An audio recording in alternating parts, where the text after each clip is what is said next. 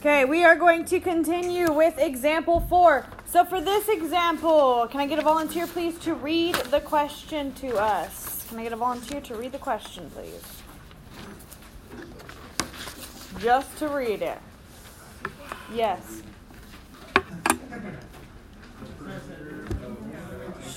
Okay, none of you volunteered to read it, so none of you are talking. Aaron's the only one reading. Thank you.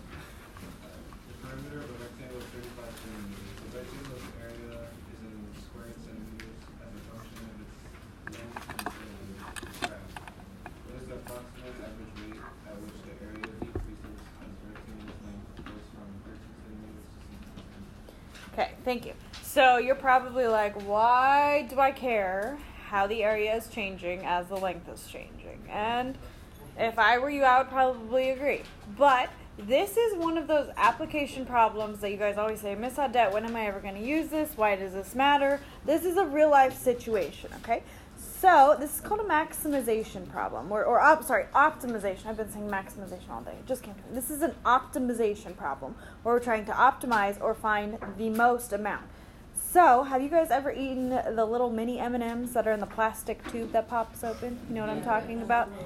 So, when the Mars company decided, those aren't the mini M&Ms, those are caramel fun size M&Ms. So the little mini ones, they're in the tube that pops open. You know what I'm talking about? So when the Mars company decided to make mini M&Ms, Ms. Huber was telling us that they had a contest to determine what is the best packaging for those M&Ms, okay? Because the company has to think about how much does it cost me to produce packaging, how much does it cost me to produce the product itself, and where can I make the most profit? So they're trying to find a way where they get the most M&Ms and the most money with spending the least money, right? So somebody who worked for the company had to optimize or figure out what optimized it and what gave them the most profit, right? Because you're always trying to make money and spend the least amount of money. Another example of that is if you drink soda. You ever see, a case of Coke? Yeah. It's in 2 rows, 2 rows, and there's like 12 in a case or something like that. I don't drink much soda, so I don't know how much. It's like a 24-pack or something, right? Now, it's 2 rows, and there are 12 cans in each row. That wasn't always how Coke packaged their cans. They used to do a 4x6, and you hold it like a little carrying case. You know what I'm talking about? So it's like 4 rows by 6, but they found that used more packaging than another way. So they were spending more money on packaging. You don't care about the package. You probably throw it away. But the Coca-Cola company cares about how much money do they have to spend on packaging versus how much profit are they bringing in. So somebody who works for a company is going to figure out what is the best way to store something or the best way to produce something and still make the most amount of money. So that's what this problem is kind of telling you to do. It's saying the area is growing, you would solve a problem like this. Now, most of you are probably never going to do that, but there is somebody who does, and they're solving the problems in the same way that you are, okay? So yesterday we just found a bunch of slopes randomly. Today we are actually going to use some real-life application problems, okay? So, as a recap from yesterday, what was the formula that we used? The slope formula, which is y2 minus y1, then what? y1 over x2 minus x1? What's wrong, Andrew? Okay. What other information did I need for this? How do we write our information down? You have to find all of those pieces, right? And I labeled them. So I have x1, x2, y1, and y2. So if we go back to this actual problem, it says as the rectangle's length goes from, 13 centimeters to 16 centimeters. So what are my x values?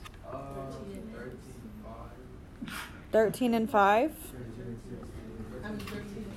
13 is my first, and 16 is my second. Do you agree with that? Do I know what the corresponding y values are? I do. How did you find them?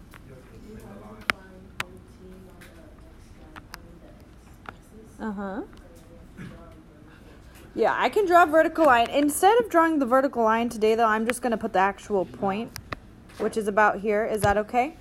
Instead of me drawing the vertical line, is that okay? Yeah. Okay. And so that point is at 13, comma something. 58. How do we know it's 58? That was a good approximation, and I think it's actually exact. So if we come look over at the axis, what am I scaling this by? So between those two, between 56 and 64, that's 8, right? Yeah. So what is the number in between that's missing? What is it actually going by? Instead of 8s, it's going by 4s. So that means this number is 60. So 56 plus 4 is 60, plus 4 is 64. And if I look, my point is halfway between 56 and 60. And that is approximately 58, yeah. So we're going to say 58. Okay. Now, when x is 16, what is that corresponding y value? What is it? 24. So I'm going to fill those in. So y2 is 24, y1 is 58. And how do I solve this?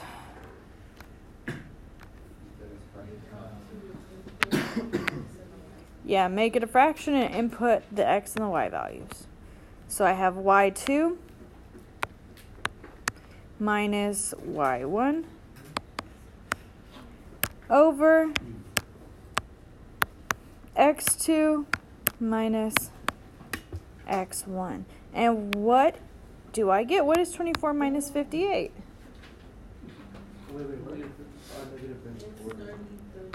Negative 34. Okay, and what's 16 minus 3? 13. What's 16 minus 13? That is 3, sorry. So I have negative 34 over 3. Now, this problem is a real-life application. So that's not your final answer, okay? In this problem, I'm giving you some units. You need to include units in your... We will probably have centimeters, yes. And square centimeters, yes. But if I look up to my original question, I have delta y over delta x. That's what that means. And if you remember delta, can you tell me what delta was? Delta means the change. So that means y is in my numerator, x is in my denominator. So what is the unit that goes with my y values? What is the unit on my y-axis? Square centimeters. And what is the unit on my x-axis? Okay, so if I have square centimeters, which is centimeters squared, over centimeters, what is my final unit going to be? Just 1 centimeter, not triple, because I have 2 centimeters. This is how I could write that. Centimeters squared over centimeters. So I'm just left with 1. So my actual answer is negative 34 over 3 centimeters. That is how much the area is, or the length is changing by. Or that is how much the area is changing when the length changes as well, okay? On the next one, that's a you try. I'm going to put the graph up because I know it didn't photocopy well on your papers.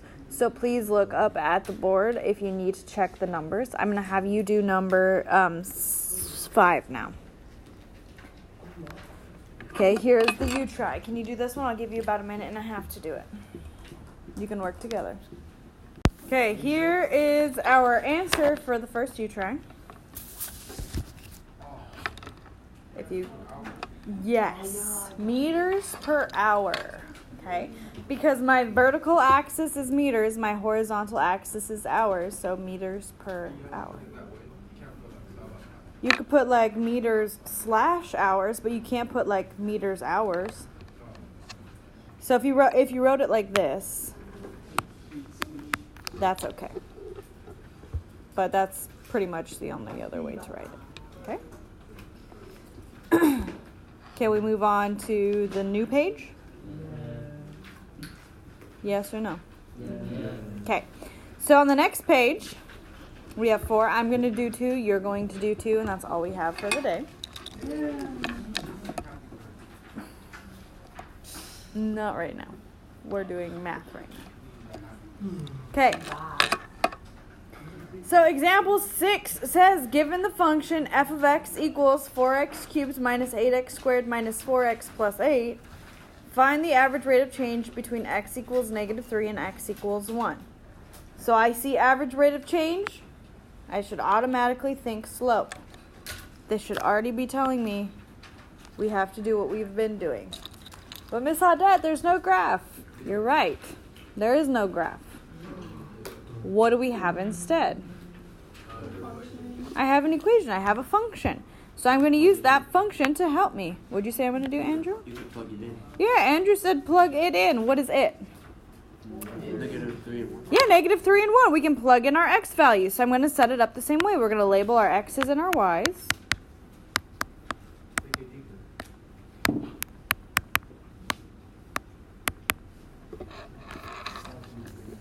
And everywhere there's an x in our function, we are going to plug in our corresponding x values. So I'm just going to write it without any x's. I'm going to leave it blank for now.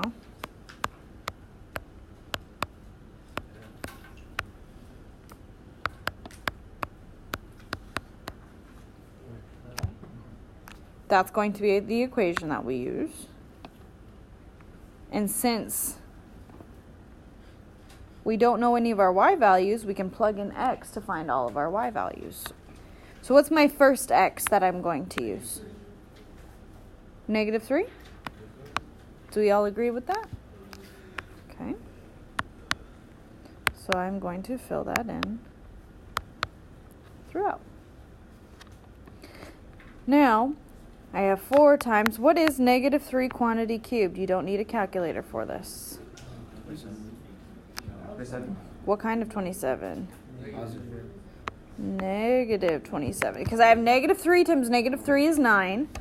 Times negative 3 is negative 27. What is negative 3 quantity squared? 9. And what is negative 4 times negative 3? Plus 12. And then my plus 8. What is 4 times negative 27?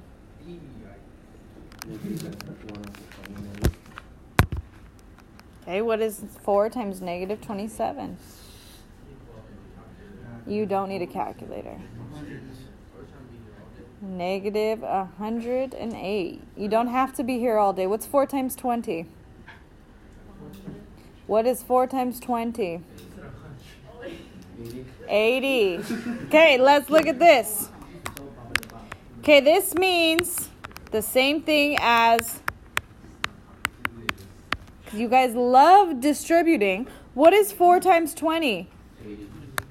80. What is 4 times 7? What is 80 plus 28? 108, and it's negative. It's magic, because that's what math is, apparently.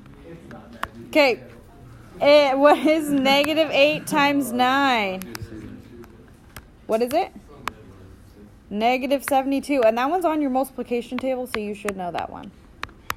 Okay, now we are going to add these in our heads. What is negative 108 and negative 72? Negative 180. What's 72 plus 8? 80. Okay, what is 12 plus 8? Positive 20. And what is negative 180 plus 20? Negative 160. Negative 160. So where is that number going to go? That's my y1.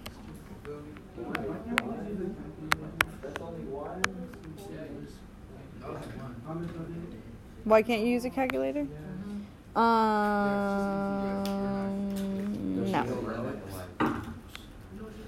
Every day No. Yeah, you're an IM3. You should not need a calculator for that. I'm confident not. Okay. Now we are going to do it again, but with our other x value. What is our second x? 1. And don't try using PhotoMath, because PhotoMath does it differently, and I can tell when you're cheating.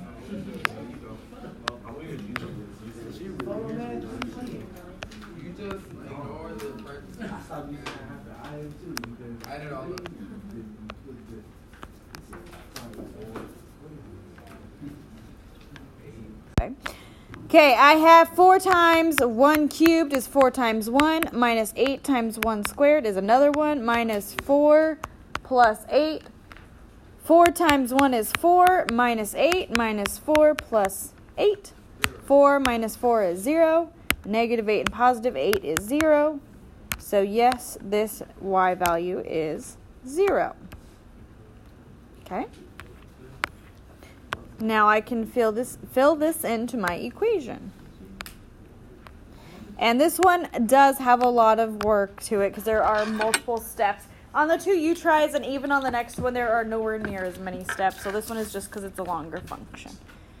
Okay, so y2 is 0. Minus y1 is negative 160. So minus negative 160. And then I have x2 minus x1, which is negative 3. So what is 0 minus negative 160? Positive 160. And what is 1 minus negative 3?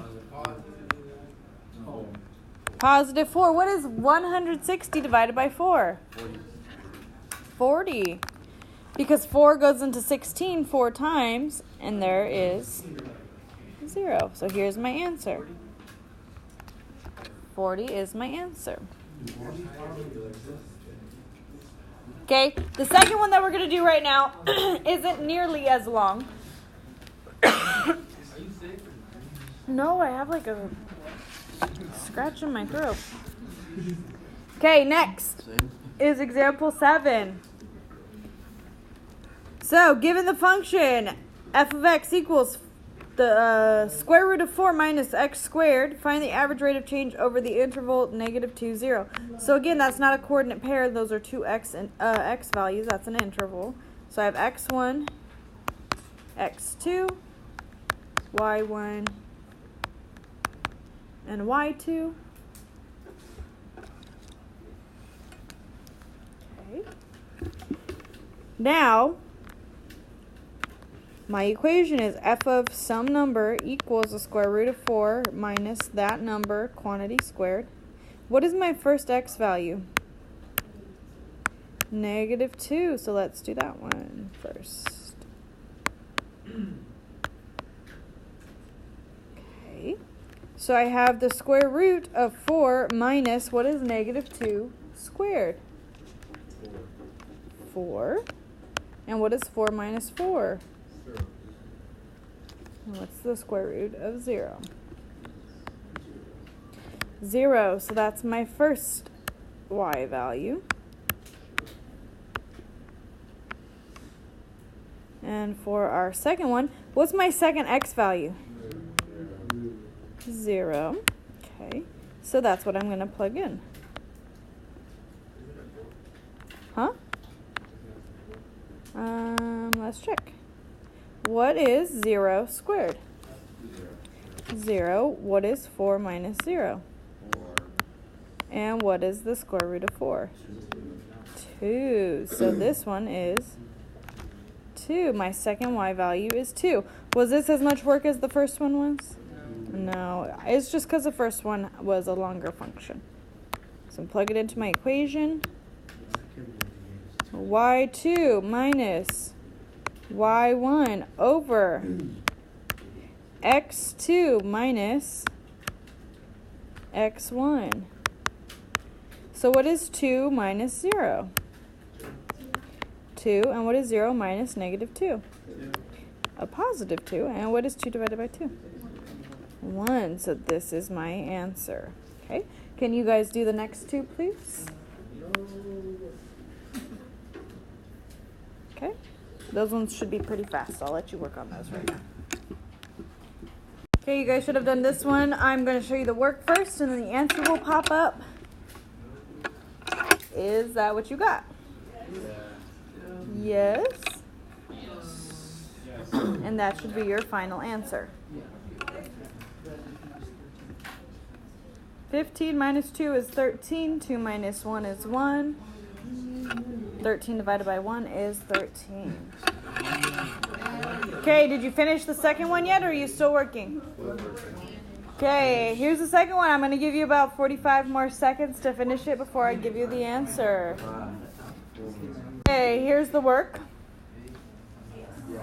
That should have taken like 0.2 seconds. And here is the answer.